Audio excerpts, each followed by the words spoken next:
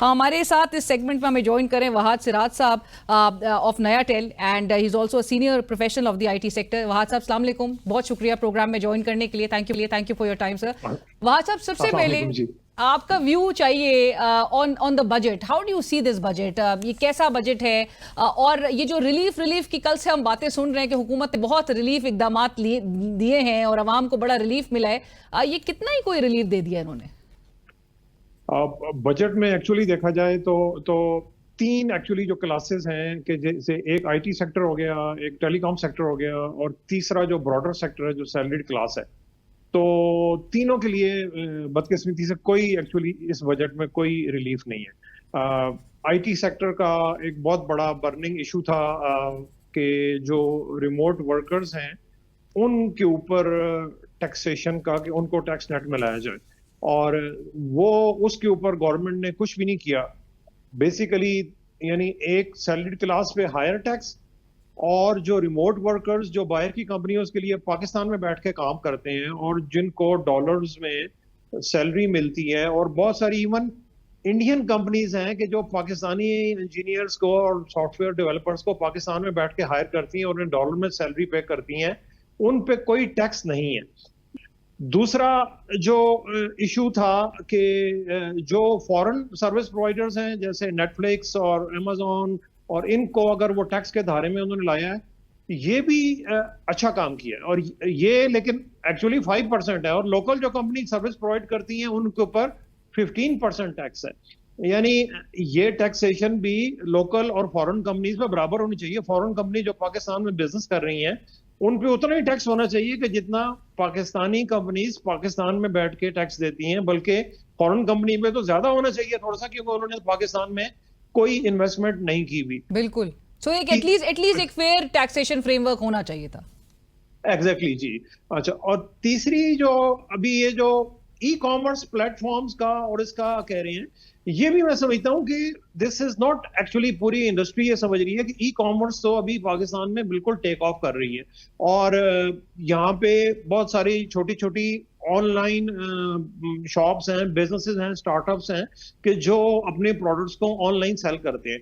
अगर जो physical retailers हैं, अगर फिजिकल रिटेलर्स को एफबीआर फेल हो गया है मिजरेबली उनको टैक्स नेट के धारे में लाने में, उनको उन्होंने छोड़ दिया रिटेलर्स को, और जो ऑनलाइन रिटेलर्स हैं उनको कह रहे हैं कि उन पे 18% टैक्स हो जाएगा।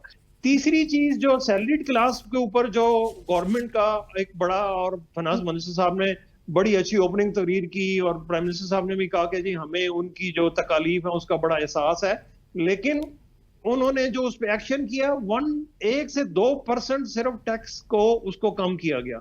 और फिर फाइनेंस मिनिस्टर साहब फरमाते हैं कि उससे जो ब्रेन ड्रेन है वो कम होगा।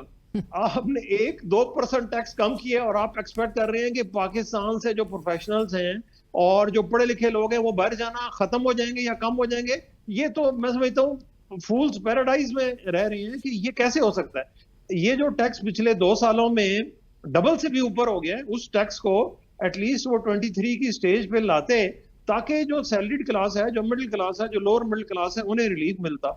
ये इस लिहाज से देखा जाए तो इस बजट में बेसिकली टेक्नोलॉजी सेक्टर, पाकिस्तान को वो सेक्टर जो इनोवेशन को ड्राइव कर रहा है, और पाकिस्तान की टेक्नोलॉजी को और टेलीकॉम को, और मिडिल क्लास सैलरीड क्लास के जो पढ़ी लिखी क्लास है, उनके लिए तो इस बजट में बेसिकली देखा जाए कुछ भी नहीं है। सो ऑन द होल वहाद साहब, ये तमाम जो मेजर्स हैं, ये जाहिर है ये हुकूमत कहती है बार बार, अब उसको जस्टिफाई करिए ये कह के कि हमारे लिए एक स्टेबलाइजेशन, मैक्रो इकोनॉमिक स्टेबलाइजेशन का हमारे लिए एक साल हम इस पर फोकस थे, लेकिन जब ये $25 बिलियन की आईटी एक्सपोर्ट्स की बात करती हैं, ये इनका ख्वाब कभी मीट हो सकता है with all the measures that they have taken? नहीं, कैसे हो सकता है। जो पाकिस्तान आईटी इंडस्ट्री एसोसिएशन है उन्होंने रिजेक्ट कर दिया।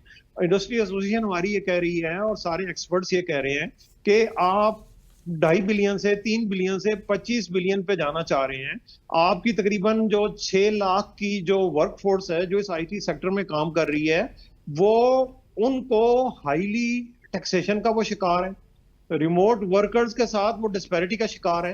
यानी देखा जाए कितना बड़ा जुल्म है कि पाकिस्तानी जो एक्सपर्ट्स हैं वो कहते हैं कि हमने पाकिस्तानी कंपनीज के जो पाकिस्तान में एक्सपोर्ट डॉलर्स ला रही हैं उनके साथ काम नहीं करना, और एक इंडियन और एक किसी फॉरेन कंपनी के साथ पाकिस्तान में बैठ के काम करना है, क्योंकि उस पे 30-35% उन्हें टैक्स नहीं देना पड़ रहा। और वहाद साहब, इस किस्म के बजट के नतीजे में आप कितने बिजनेसेस पर वाइंड अप होते हुए देख रहे हैं पाकिस्तान से? क्योंकि आज ही मैं पढ़ रही थी, इवन पाशा ग्रुप की जानिब से भी ये बात कही गई कि पाकिस्तान की जो डिजिटाइज इकोनॉमी है, दैट्स नॉट बी, आप ऐसा मैसेज दे रहे हैं दुनिया भर में कि it's not to be taken seriously, संजीदा नहीं लिया जाए।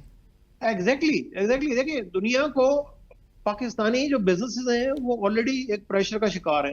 हमें जो न्यू बिजनेसेस हैं, स्टार्टअप्स हैं, उनको इनकरेज करना है। पाकिस्तान से यूनिकॉर्न्स बने, अच्छी बड़ी बड़ी कंपनियां बने।